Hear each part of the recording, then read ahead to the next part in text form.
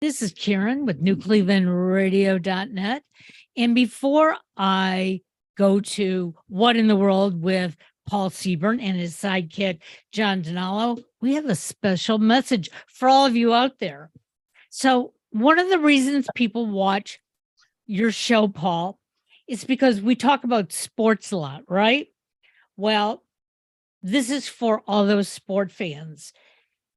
If you've never watched a lacrosse game, this Friday night at 8:30 p.m. Eastern Time on ESPN Plus, you can watch the last season game for the Panther City lacrosse team.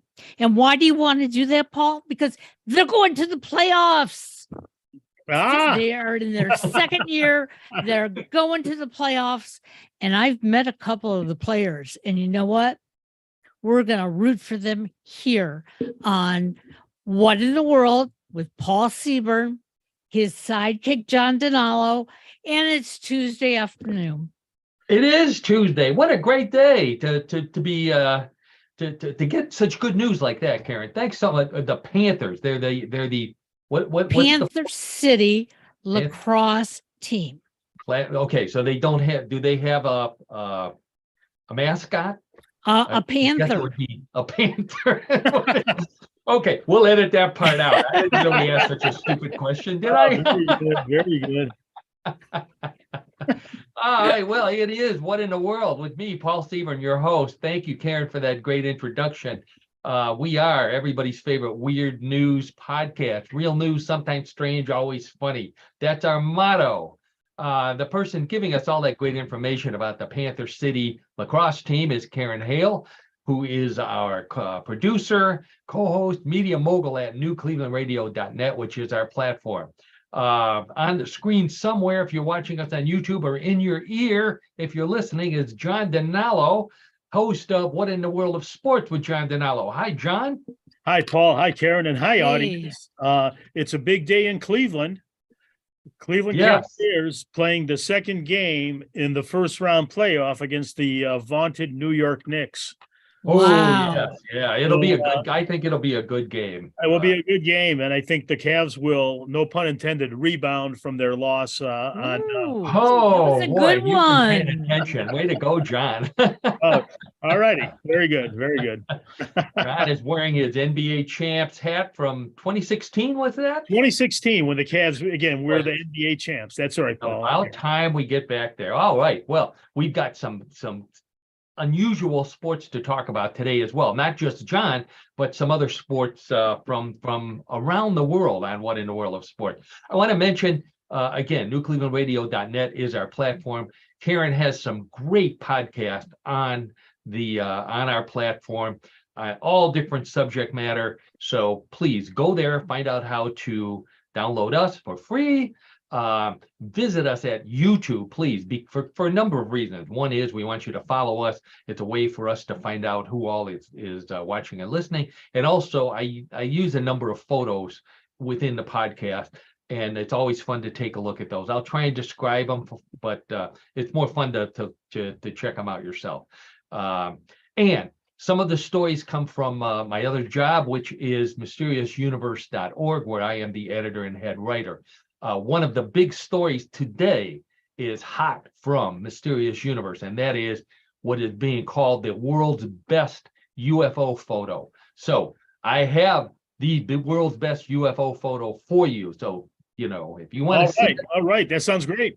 Oh yeah, you got. In fact, I wore my alien sweatshirts just in honor of it. So I'm not implying that there were aliens on this UFO. You're going to have to listen in and find out.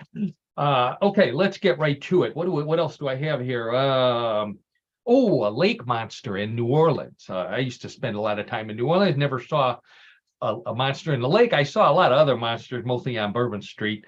And long after I should have been home. So the UFO photo is from Colombia, so we'll be going down there. A strange chicken was seen in Australia. I've got some pictures of that. The world's weirdest perfume. We got a story from France about that. This is for you, Karen. A hot dog wedding from Las Vegas with an interesting twist. Let's see. More odd news, more world records. I've got a bunch of world records, trivia, and of course, John's got a great sport for us with a salute to one of our listeners. So let's get right to it. With what do we got up first? Oh, okay. So we were talking about, before we came on the air, we were talking about work and employment, mostly past employment when we all worked in offices. So this is an office related story here. This one comes from Paris. A company by the name of Neoplant, Neoplant announced it has modified the DNA of a popular houseplant called the yellow-green devil's ivy. Have you ever heard of that, Karen? Are you up on houseplant? I used to have a business with house plants, but never heard of that one. Oh, okay. Well, it's one of those yellow, greenish, leafy things that you see in offices. Well, they have modified the DNA, so it's now called the NeoP1, and this genetically modified houseplant reduces indoor air pollution by absorbing, get ready for this, formaldehyde, benzene, toluene, ethylbenzene, xylene, and other chemicals found in office air.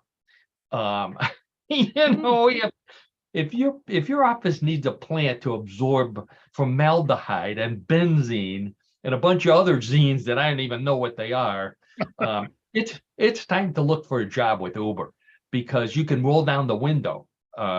That doesn't sound good. And formaldehyde, number one on the list of things that this plant will absorb is formaldehyde. Now, my theory on this is that employers, the CEOs have figured out that the best way to keep people in the office late at night is to embalm them. So that's what they're doing with this formaldehyde. They're putting it in the air, and all of a sudden, I want to go home, but I can't move. It's the formaldehyde. Wow.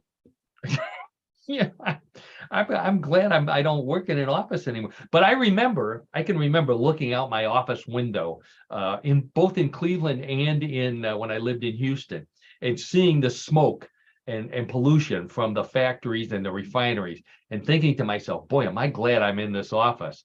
Today, I'd be saying, boy, I wish I was out there with the smoke. I got a chance against that. If and Karen mentioned that she worked. You did work with house plants. Yes. My idea. This is my new idea. If I knew how to splice genes, not the ones you wear, but the DNA kind, I would take a house plant and I would genetically modify it and connect it to a water cooler, because unless you have a service, within a week all your plants are dead. So wouldn't that work? Wouldn't that work good? Of course, that would put people like you out of business then. No, see, I provided that service. Oh, okay. So I decorated and then I provided that. Yes. Genetically altered house plant that waters itself. No, I went to their homes or offices and watered their plants. Yeah. You'd be out of business then. Yeah. That's not very. Thank God you're with us. Yeah. Okay, all right. So here's our monster story. One of our monster stories this week. This one's from New Orleans, and I've got a photo of this one here. But let me give you the lead up to it. So, and this is a possibly genetically altered. So, there's a lake in New Orleans called City Park Lake. Guess where it's at?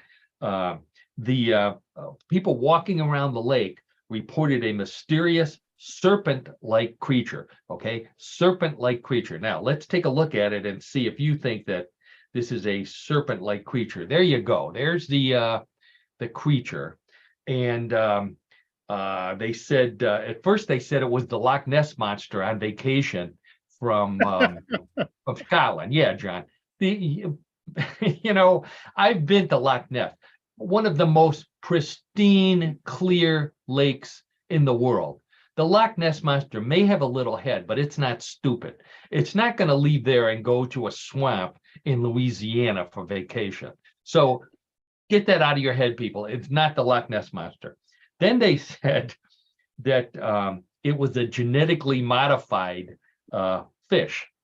Now, this I can believe because, prices are going up. There's a lot of really good seafood restaurants in New Orleans. I can see them taking a catfish and genetically modifying it and tell people it's a lobster or one of those other expensive fish. Anyways, so what they said, the people who know, like people who have are wildlife experts, say that it's a carp. Now, does that look like a carp to you, John? You've seen carps before. I've seen carp, yeah, many times. I have to say that I can't really identify that it looks like a carp, but I can also tell you confidently that I can't really tell you what it looks like. Honestly, really. I mean, if for those of us who have the ability to see it on the screen, yes. I hate to put it in this category, but again, it is another not clearly defined photo of the subject. It just isn't. I'm sorry. Okay. I left out one piece of information because I wanted to see what you had to say. What they said is that this carp is floating upside down. Now, no, not floating. It's swimming upside down. So it's still alive, and it is swimming upside down. So my theory on that is that carp in Louisiana have evolved to swim upside down, so they can tell if they're still in their lake or if they're in a big pot of gumbo. It's good to know. It's good to know where you're at. It's always good to know where you're at if you're a fish. No kidding, Paul and Karen. Wow, interesting.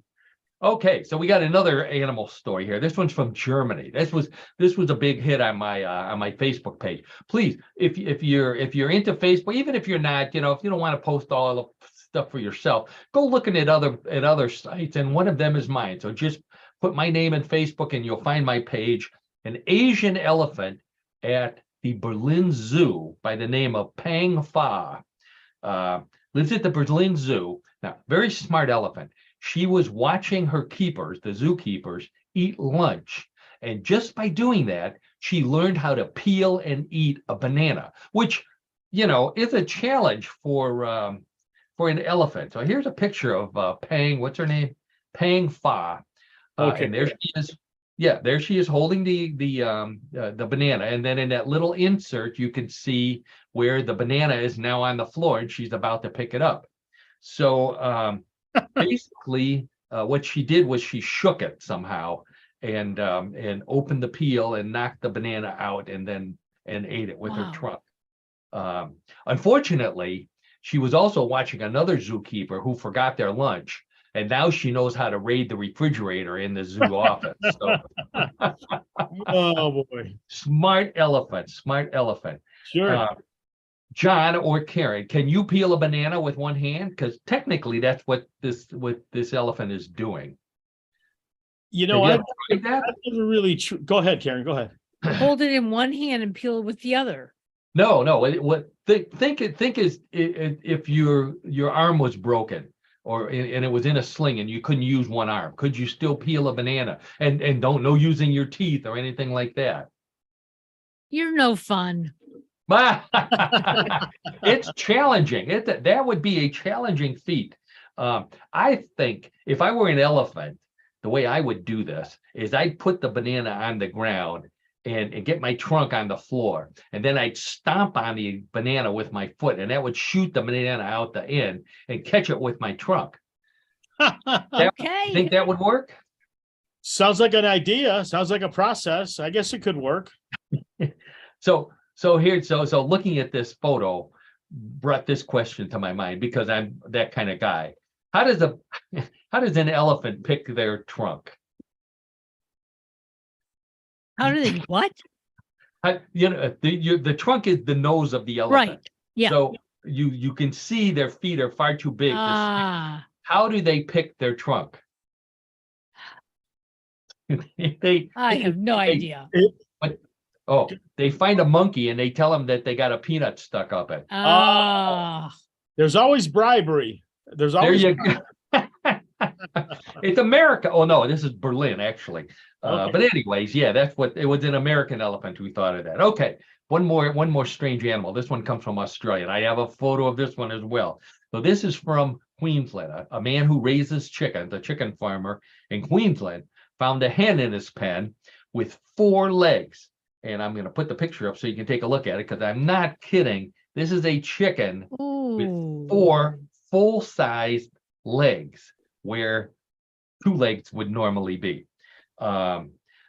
He wanted to keep it, but he had to take it out of the coop to find a new home because he said the other hens were bullying it, which, I mean, I don't believe that story at all. For one thing, a chicken with 4 legs is too fast to catch. So, how do you do? That's an old joke, by the way. Anyway, so, and who wants a 4-leg? John, would you want a 4-legged chicken? No, anything that's like out of the ordinary or abnormal is always, I'm always leery of that. I'm just leery of those kind of things, Paul and Karen. So Well, I now, wouldn't be comfortable. I wouldn't be comfortable around that. okay. Let me give you a different body part then. I know John is a big fan of chicken wings. What if you could have a chicken with maybe 20 wings on it? Ooh. That'd be a bargain, wouldn't it? That's half of a Super Bowl party right there. Well, yeah, that would take care of our Super Bowl party, part of our food for the party. So yeah. Paul, is there such a creature in existence with that? Well, there soon will be. What you need to do is you take the chicken and you go to New Orleans and you dip it in the water in that pond that has the carp that swims upside down. I'm sure water in that pond will do it. It'll put the wings on that chicken. Boy. I don't know. To answer that question, I don't know. Okay. But anyways, okay. So sticking with our sports theme for this week, I've got a sports story from Mexico, and you'll like this one. This mixes sports and archaeology. Where else in the world, other than what in the world, do you get stories where you mix sports and archaeology? So these archaeologists and I know I'm pronouncing this wrong, but it's a famous site on the Yucatan Peninsula, Chichen Itza, I believe it is. It's a temple and a pyramid and all kind of cool stuff from the Aztecs. So this is in southern Mexico, and the archaeologists were digging, and they just this week announced the discovery of a round stone marker. And I'm going to put a picture up of it so you know what I'm talking about. A round stone. The Mayans, I'm sorry, not the Aztecs. The Aztecs are in South America. This is a Mayan sculpture. It was hanging on a wall, and it shows 2 ball players. If you look closely, you can see one on each side. 2 ball players wearing headdresses and uniform, and a ball on the ground, and they are playing. They're playing the famous ball game sport of the Mayas, and circling the outer perimeter, the circumference of the disc is text about the game. So this is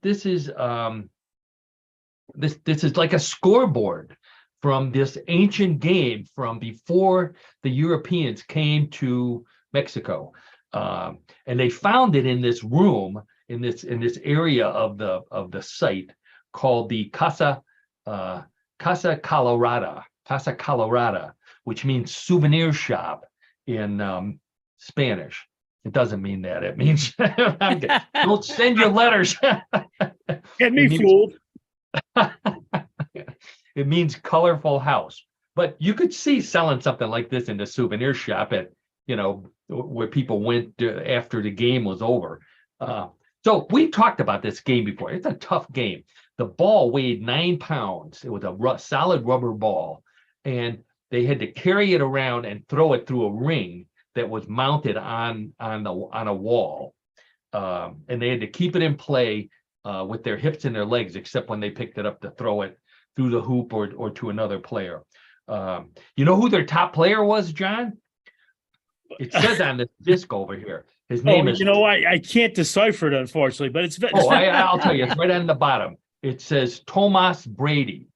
The greatest of all time. The greatest of all time, even back in the Mayan age. Wow. Now, that's interesting. This is the game. This is the game where in some areas, and this site was one, the losers lost their heads at the end of the game. Well, we talked about this. Yeah, we talked about it. Yeah, not to interrupt, but yeah.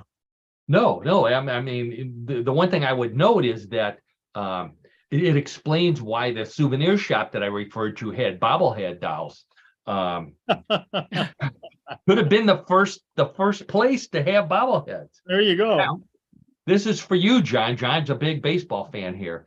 A big sports fan in general, but in particular, if you flip this disc over, this big scoreboard from this ancient sport, it looks like it could be from modern times because they asked the fans for their opinion on the game. And the first thing it says at the top was they didn't like the pitch clock. So very timely, Paul, very timely. And the ref called too many penalties. So okay. So anyways, some things never change, do they? Some things never change. So now, after this game or after any game that you participate in, you want to take a shower, right? Wash the remains of the game and come out fresh and smelling good to speak to the public and the reporters. So we've got something to help make you smell good. This comes from Brazil. A Brazilian model and online influencer by the name of Vanessa Moura has created a new perfume called Fresh Goddess. And she revealed the secret ingredient in Fresh Goddess. And the secret ingredient is her own sweat. Oh, boy. Honest to God. She takes her own sweat, which her boyfriend said smells really good. Of course, your boyfriend's going to say that. She says it gives her perfume a touch of sensuality and femininity. Now, guys, before you go running out to buy a bottle of this stuff for your wife or your girlfriend, let me give you some advice. Get the smallest one you can get because it hurts less when she throws it at you. Oh. Because, John, could you buy this for your lovely wife? Perfume made no, I would not do that. In the interest of marital bliss, no, I definitely would not. And we are interested in marital bliss. That's right. Yes, we are. Yes, we are. So John and I know both grew up with sisters. And John, I think you'll remember this, at Christmas time, your sisters would get, when they were little, they would get perfume, but it wasn't called perfume. It was something called toilet water or eau de toilette. Do you remember that, Karen? Oh, yes, I do. Yes. Yep. Yes. Yeah. Well, I wondered, that's what this reminded me of. Sweat. The perfume made from sweat sounds like something out of the toilet, which sounds like eau de toilette. So I wondered if there really was such a thing as toilet water or eau de toilette. And of course there is.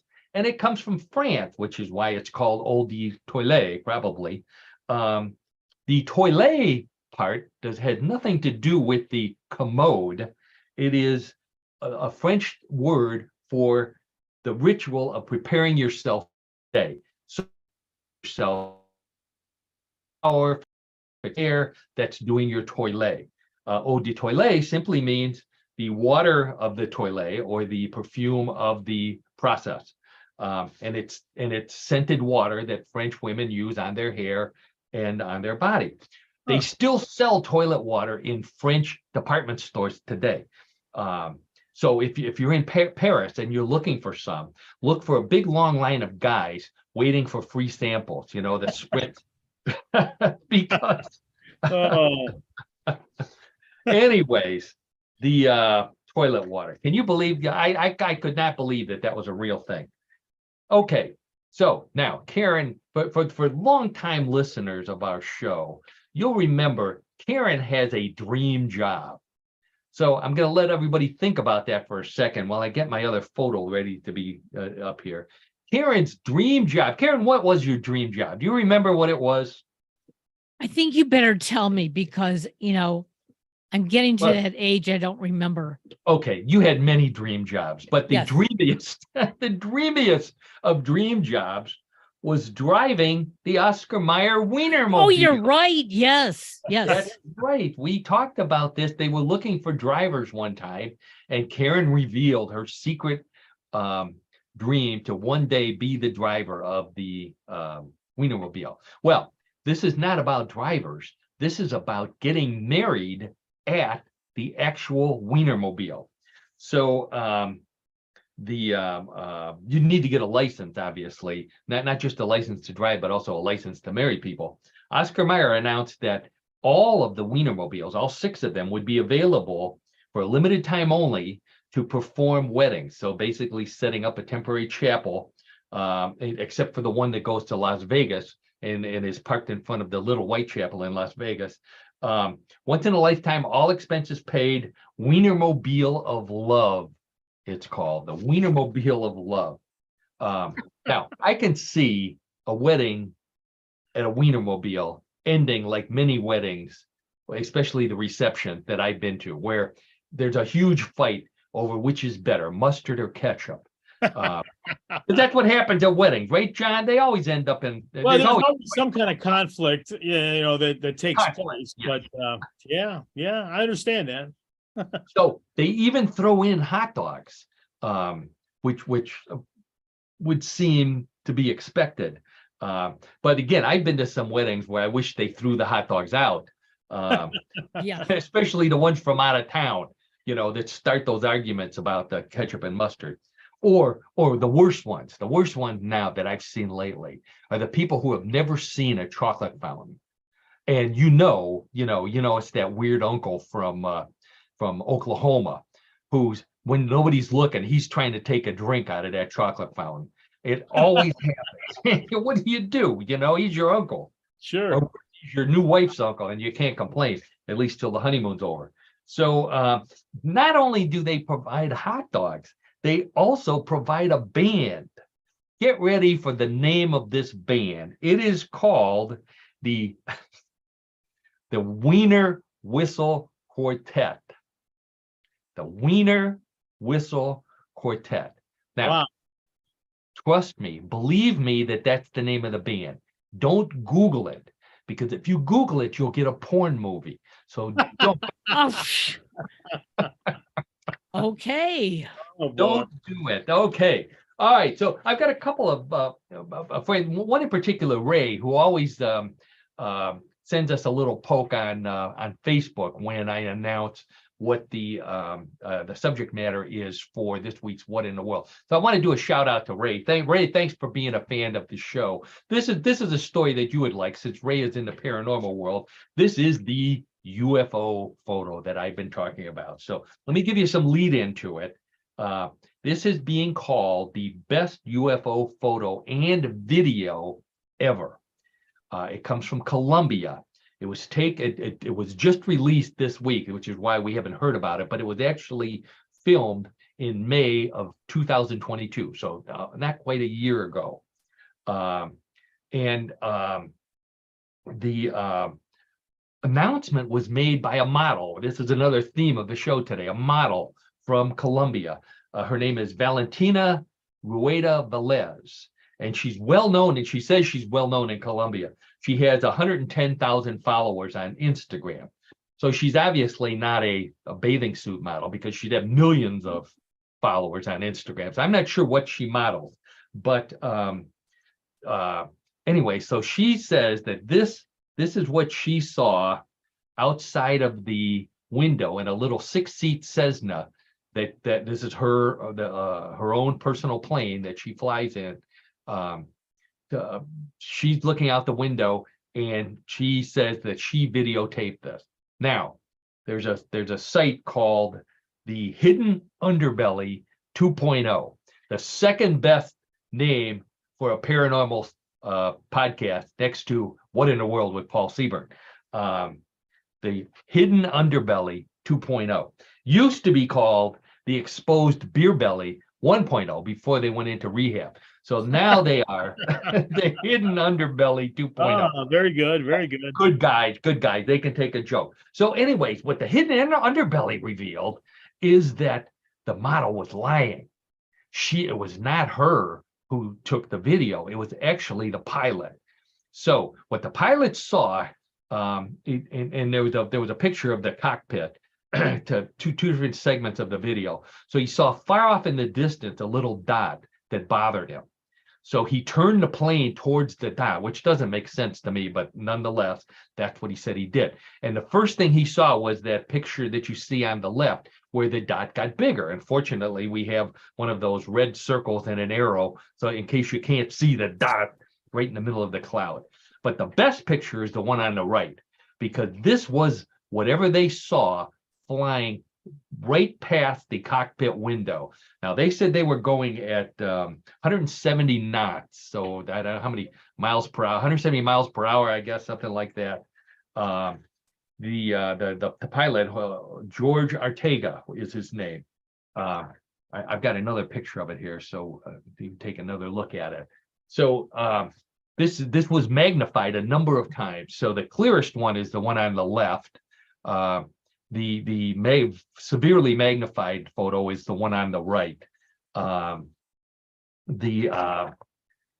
was I going to say there? 140 knots, that is. So the pilot, so John, let me take a break here and have some water. You're looking at the two best photos of it. What do you think so far? Well, candidly, the photo on the left is pretty clear. And it's something that I cannot identify. I can't make out what it is. It's not it looks like a mini stealth bomber is what it looks like. But very good. Yeah, but really, I think that's triangular, or even more like I said in my article, it looks like a manta ray. Yeah, right. That's exactly. That's a good. I think that's a good resemblance. The photo on the right is grainy, obviously, so it's not as impressive as the one on the left. But the one on the left, I think you've got something there. I really do. Many media sites called this and obviously the video was very short, but they called it the best UFO video, best UFO photo ever seen, including some people who are well known in the UFO world. And clearly, I was gonna say, clearly it's in flight, right? I mean, it's, that photo's taken as is, and it looks like it's really an object in flight. Well, and they were flying at 12,000 feet, so it was too low for them to be flying over coca plants and inhaling enough that they were making up. Right, there you go. This was at 12,000 feet. The pilot said, in his experienced eye, this was not a balloon and it was not a drone. He said, there's no way this could be a drone. And you can't see any propellers. And because it was when he flew by, and you could see in the video, they flew by at 100 and some miles an hour. The UFO did not move. And he said if it was a balloon, it would have blown out of the picture. So it did not do that. Okay. Some people say it was computer generated. They added it after the fact, and it's just a hoax. I don't know. There's a lot going on in that video that they would have by. Well, it's I think it's solid evidence, in my opinion. Well, you said it. It's unidentified. It's definitely unidentified. It's definitely an object. It may be flying. We're not really sure. It could have been stationary, although he said it was flying. But all that says is we don't know what it is, but isn't it a good picture? Well, at least you have the photo on the left, Paul. At least that photo's there in video. The best we can say is it's a really good picture of something. Is it an alien craft? Is it a high tech test, new undercover test flying craft from an enemy state or from the United States? We don't know. We can't tell. But it is a really good photograph. So for those of you who are just listening to this, please take a look at the YouTube video and see for yourself.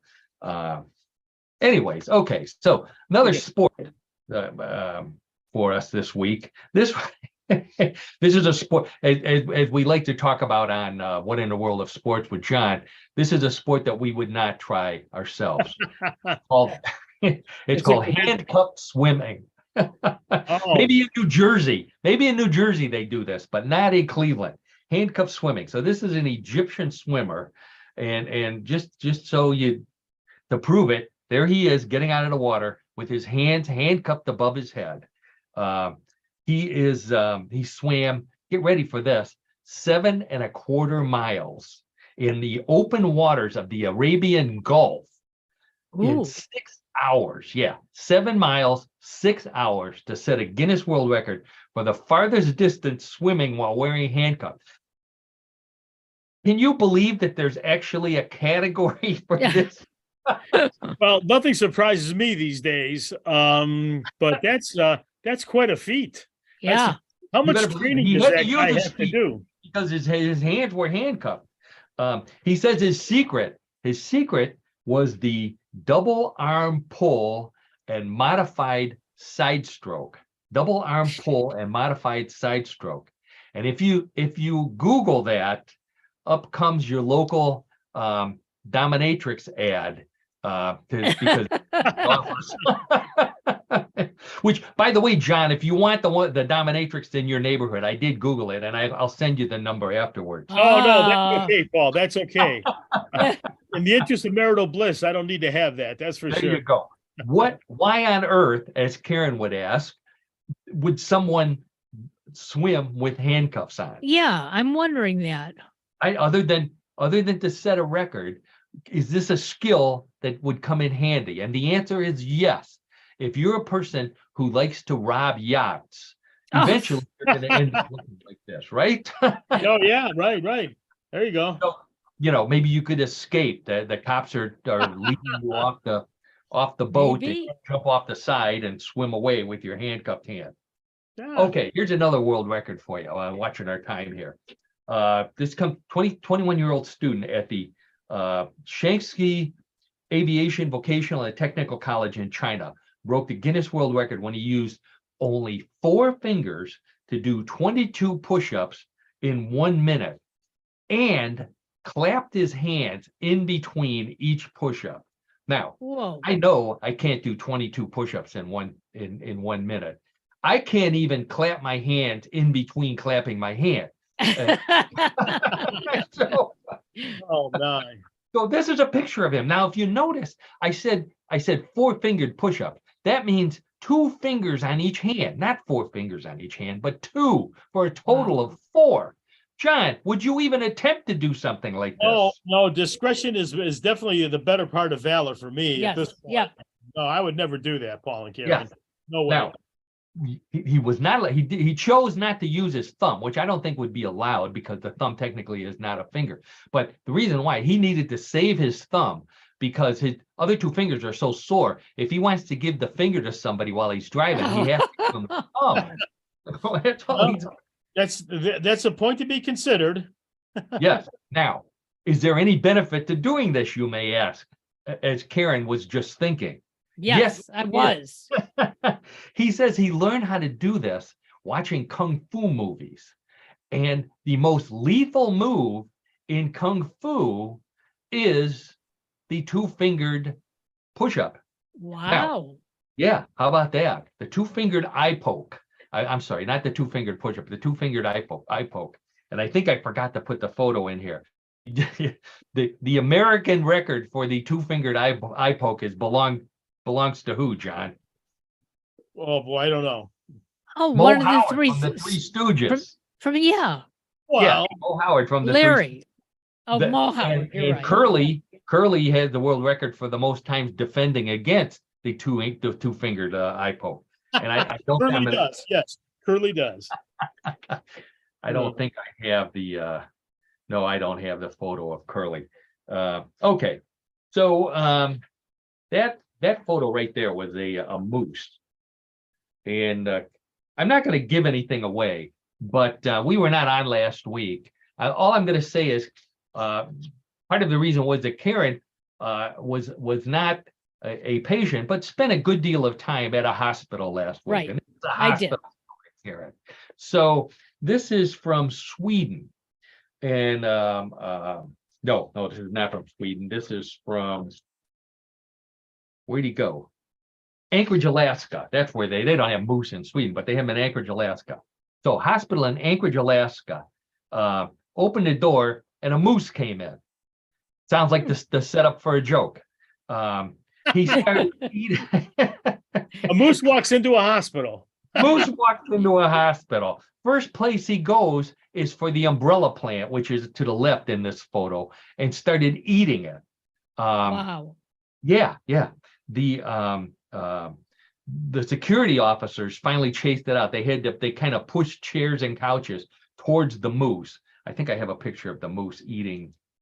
Oh no, this is the moose leaving. They were pushing couches and they eventually convinced the moose to leave. What they should have done, they should have showed him a pile of insurance forms and said, please fill these out. Yes, they should have. That would have get him to turn. He would turn and run.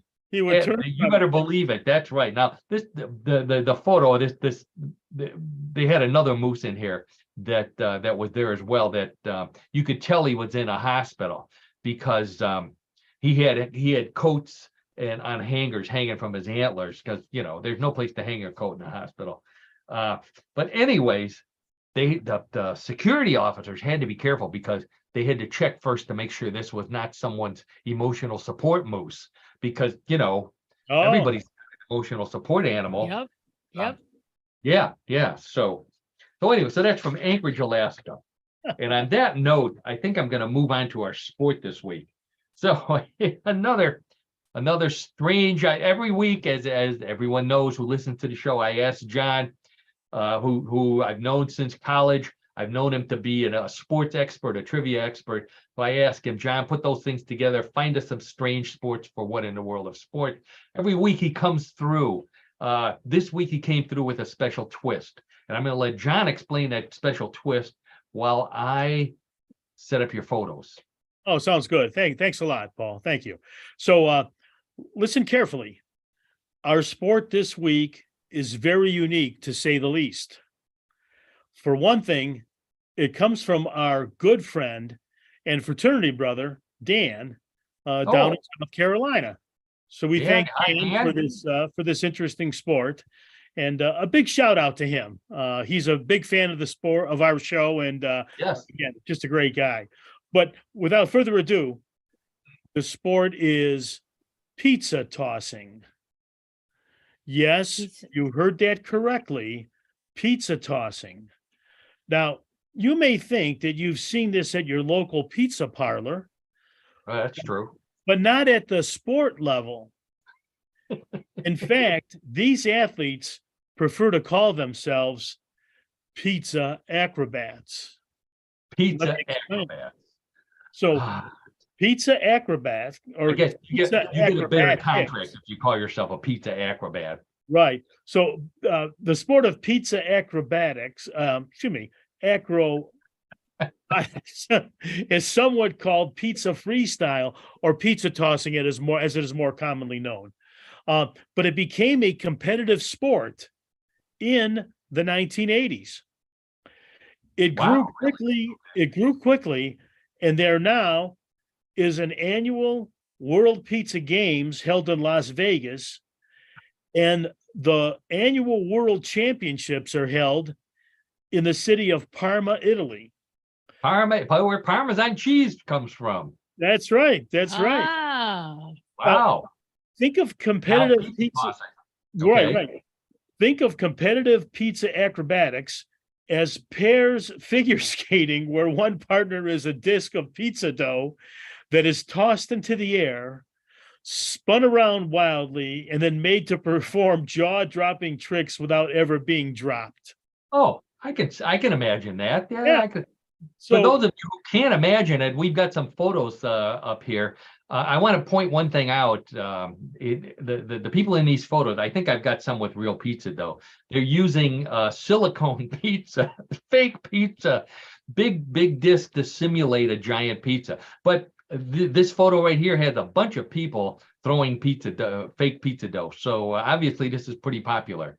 Yes, it is. Right, John? Oh, that's right, Paul. So Pizza Acrobatics even has its own LeBron James. Oh, He is Tony Gemignani, who learned how to toss pizzas while working at his brother's pizza restaurant in California. Tony is this is a picture of Tony here, and he is throwing real right. dough. And so Tony is now 49 years of age. He owns a chain of 40 pizza restaurants, and he also holds 13 championship titles. Wow. 7 for pizza acrobatics and 6 titles for cooking pizza. Wow. Now, Tony also owns several Guinness World Records, including the largest pizza base spun in the total time of 2 to 3 minutes. And Gemignani has even performed with the world famous Harlem Globetrotters, and he brags that tricks you see a Harlem Globetrotter do with a basketball, we do with a pizza. Wow. So it turns out that he uses up to 10 to 20 pizza doughs per routine, which last up to 2 to 3 minutes each. Wow. And they are set to music with a fast tempo. Oh. His favorite songs are Wipeout by the Safaris, Oh, yeah. the theme from the TV series Mission Impossible. Oh, yeah. I'm All Shook Up by, Elvis Presley. Now, his winning strategy. Yeah. Yeah, right. His winning Okay. strategy is simple. Here it is. Here's his secret to his success. Save the best trick for the last and finish strong. And Wow. that has taken him to the again, what we mentioned earlier, the 6 world titles, and he would have had more, but the head of the world championships forced him to retire. Whoa. And think of this, that's like telling Michael Jordan to retire. Wow. But Too good. Fortunately for Tony, again, he has saved his prize money. He has 40 restaurants, Yeah. a cooking school, a pizza clothing line, cookbooks and videos, and more. Man, there's money in pizza tossing. So Tony says, to succeed at pizza acrobatics, you have to think outside of the box. The pizza box, that is. Oh, yeah. Only that's appropriate right there, John. Think outside the pizza box. Until Dan sent me this information, I had no idea that there was an actual competitive sport. But it's obviously, done as a sport where people participate and compete against each other. Exactly. If you Google pizza acrobatics or pizza tossing sport, one of the sites you'll find is one that sells those silicone pizzas that I was referring to, and there's a picture of one right here, which is the natural color of pizza dough. They come in the colors of the Italian flag, and really cool thing. But I wanted to show this one in particular because you can also order a video of Tony showing you how to be the next world champion pizza thrower. So I was shocked. This is such a big deal. $35. That's all it. John, you could order this. I may do that. I don't know if I can get it approved here, but I'll try doing that. Yeah, the little retirement side gig for you. Yeah, so a side hustle for me, right? Side hustle. So, anyways, now normally, I point out that John and I have known each other since college. We're fraternity brothers, along with our brother Dan, who sent us this great story. And I normally try to wrap in a some sport that we competed in that was very similar to pizza throwing. But back in those days, and again, John and I and Dan, we all went to school to a college in Cleveland, Ohio, John Carroll University. At that time in Cleveland, if you mentioned pizza, 2 things came to mind. Do you remember what they might be, John? I don't want to put you on the spot here. No, I think I do. And I think the one involves a contestant that used to be able to consume large amounts of pizza on a television show. There you go. There he is. Paul, Yes. you can give us his name. I remember his name, but you tell me. So this was Mushmouth Mariano. What's his Mushmouth Mariano Pachetti was his name. When we were in college, there was a show on Friday nights, I believe. Friday night. Yeah, your typical monster movie show was called The Big Chuck and Houlihan Show. And they would show old black and white monster movies. And in between, they would do really dumb skits. So we were naturally enthralled. And one of the things they did was they would have a pizza eating contest. And one day, and it was sponsored by Angelo's Pizza, which during this time period, Angelo's Pizza was probably the best selling pizza in the world because of this show. So this guy had a huge mouth. He came on the show and he proceeded to demolish every pizza put in front of him and every competitor who attempted to try and keep up with him, except for one. Do you remember who defeated him, John? Yes, Paul, I do, and I can still visualize this. He was competing against a dog. A large dog was his competitor in this one match, and Yes. actually everyone understood that the dog won. The dog was able to consume more pizza than he was. The dog's name was Chris the Fairview Fireball. And he was a German Shepherd, and they eventually disqualified the dog because it didn't use its hands or something, so they found some weird rule that disqualified him. But here's the thing that I want, this tells you an awful lot about Cleveland, Ohio in the 1970s. That episode of Big Chuck and Houlihan and Mushmouth against the dog had 2 million viewers. Wow. 2 million viewers. Well, it brings back a very, very strong memory for me. That's one that for our friends of the podcast who grew up in Cleveland, Ohio, and also for those of you who didn't, you get a little bit of understanding about why all of us have been in therapy for so many years. Good one. Very good. Great sport, John. Great memory. Dan, if you're listening, hopefully in the future, thanks again for thanks again, Dan. All of you are welcome to supply us with sports. Send it to me through my Facebook page or send it to Karen through newclevelandradio.net. I'm going to pull that picture down here because it's time for What in the World of Sports with John. No, wait. We just did that. It's time. We'll edit that part out. I'm so excited. It's time for Bluff the Co-Host, everybody's favorite weird news game. Every week we play Bluff the Co-Host. The game is very simple. If you haven't seen or heard it before, I have 3 stories similar to the ones we've been talking about. One big difference, all of those were 100% true with, as you saw, the photos and the stories to back them up. In Bluff the Co-Host, they may or may not be true. They may be a bluff, and it's up to Karen, John, and those of you playing at home, listening while you're out jogging. Our good buddy Mark, he listens to us while he's on his treadmill. So up to you to decide, real or bluff. Gambling is allowed. Place your bets. John and Karen, put your hands on the buzzers. Let's get right to story number 1. When King Charles was still Prince Charles, he came up with an idea to control the growing gray squirrel population in England by mixing contraceptives into everyone's favorite hazelnut cocoa spread, Nutella, and then leaving it outside for the. This perfect sense until someone, probably one of his son's smart-mouthed girlfriends, pointed out that people like Nutella too. And the plan was dropped. Now, Prince Charles is King Charles, and he wants to bring his Nutella with a pillow plan back.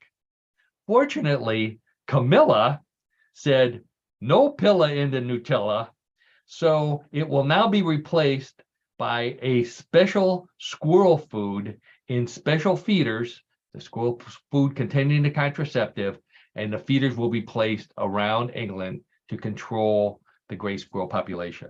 All right, so King Charles's idea to put contraceptives in Nutella and leave it outside so that the squirrel population would go down. Real or bluff? Wow. I have to think this is a bluff. I mean, you just don't do that to the poor squirrels. They like to have fun. There you go. Yeah. Squirrels are people too, and they need to have fun, right? Sure. Why not? Okay. So Karen says it's a bluff. John, how about you? Yeah, I'm with Karen on this. I think on a couple levels, it's got to be a bluff. A couple levels? Well, a couple levels. I mean, to Karen's point about, you're interfering with nature. Number one, you're interfering with nature. That never stopped us before.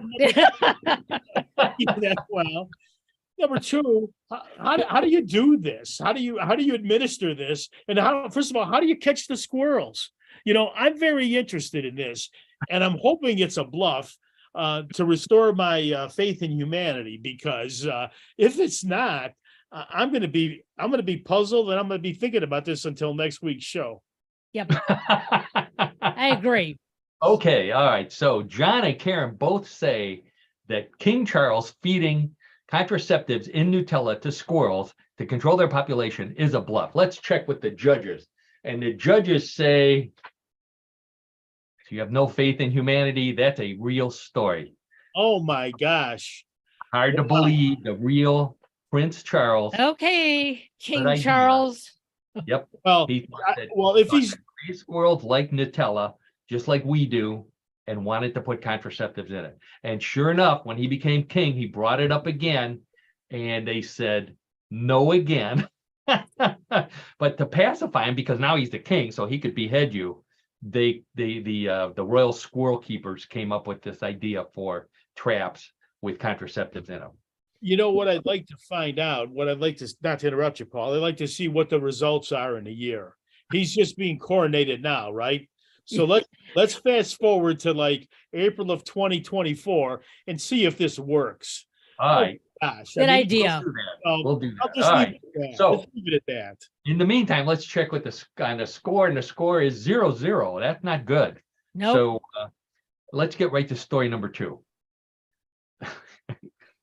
Batteries are full of toxic chemicals and are filling up our landfills. So a team of engineers in Italy has invented the world's first rechargeable edible batteries.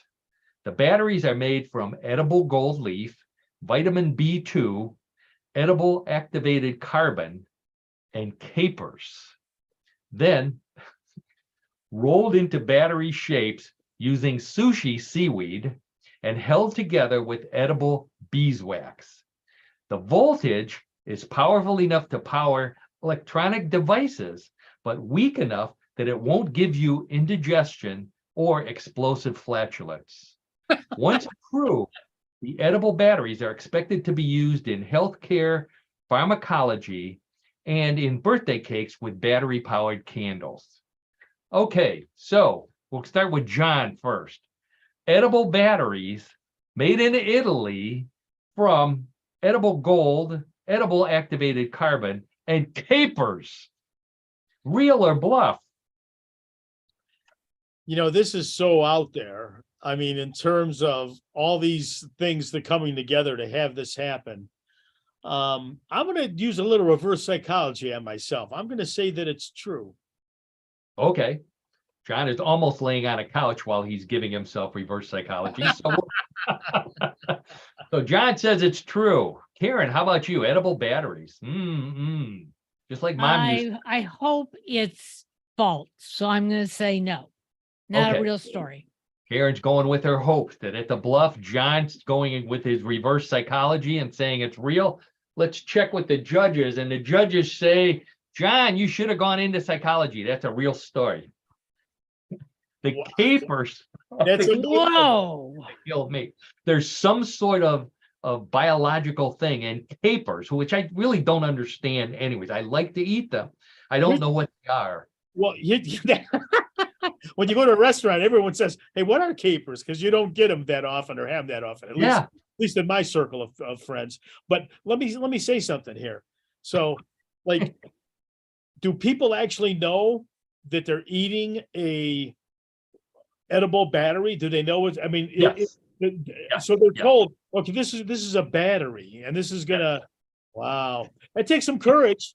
I would say that's not the average person. John, you've eaten sausage and peppers, and you've eaten worse things than. Oh, I have. I'm not saying that I'm not. I'm just. Yeah, right. You'd eat it. Okay, so wow. Let's check the scoreboard. This is the Maya scoreboard. I got it right up here, direct from Mexico, and it says John 1, Karen nothing. So fortunately, not just in Mexico, but also here, points are doubled in round number 3. So Karen could conceivably come back to win the game. I could. Yep. John, it's up to you. 3 in a row. Let's go right to story number 3. Sure. A popular movie this year is Cocaine Bear, which is loosely based on a true story about a bear who ate cocaine. But it turns out bears don't really like Coke. They prefer Orange Crush.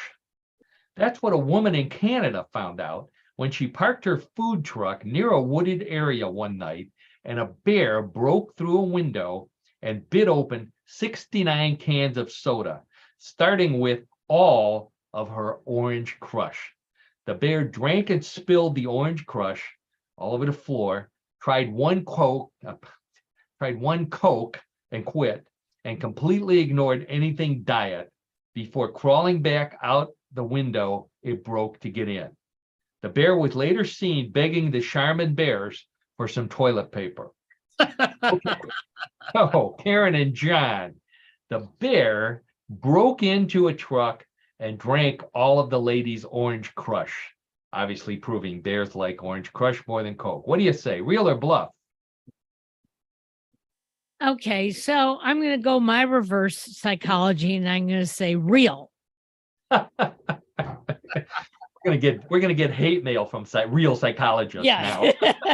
Sorry about starting all this, but yeah. Okay, so reverse psychology time. Karen says it's a real story. John, what technique are you using on this one?